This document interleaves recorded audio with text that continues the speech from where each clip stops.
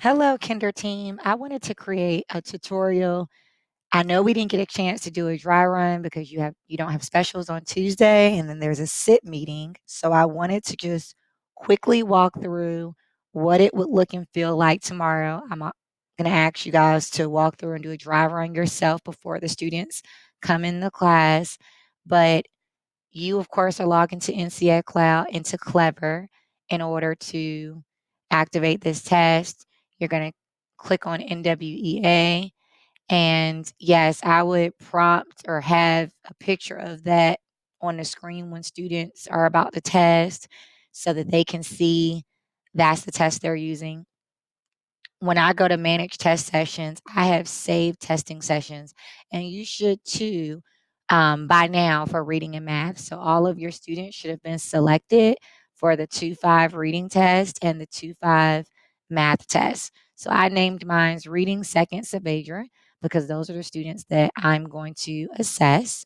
And the testing session name, Read Second S. So that's the test that the students were logging in that they would look for. Again, whatever the name of your testing session is, I would have it on a big chart or I would have it written on the board really big.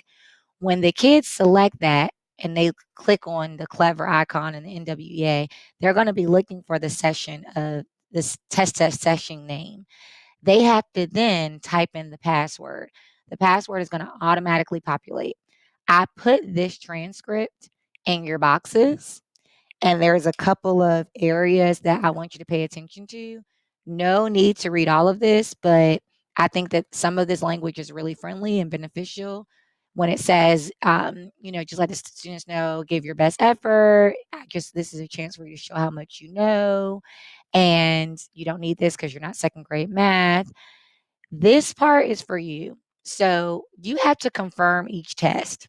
And what that means is when the students log in and it says awaiting student, the student is going to log in and they're going to log in by selecting a Dropbox and they're going to type in the password. And then once we confirm that that student is in, we're going to click confirm and they're then going to start the test. And I would prompt students and tell them I'm going to confirm all you guys at the same time because you're going to start seeing these statuses change. So right now we're awaiting all the students.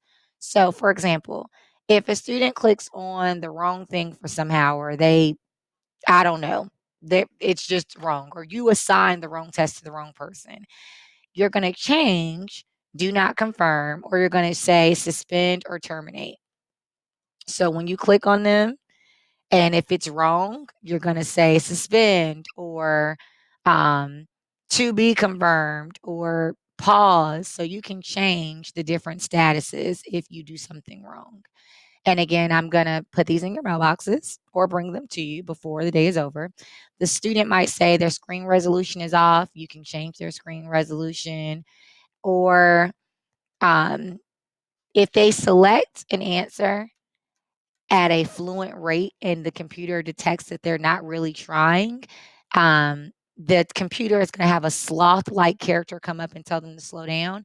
It can suspend the test because they're clicking too fast, in which you will have to resume testing or start over for them.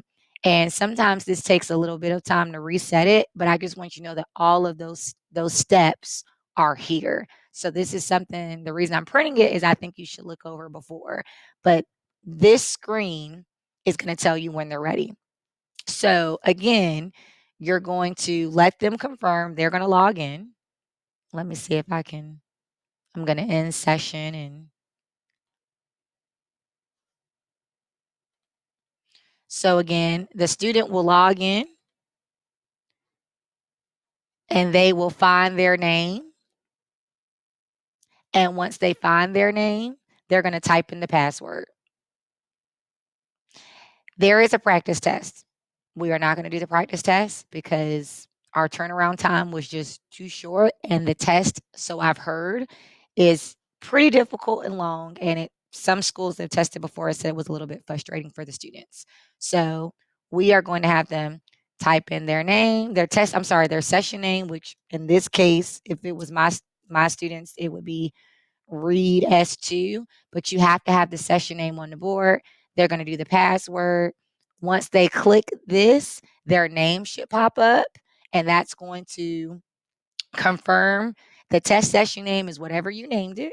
And the password is going to be the 4-digit code that populates through NWEA. They're going to select the arrow, and then once they're in, you're going to confirm. Let me know if you have any questions.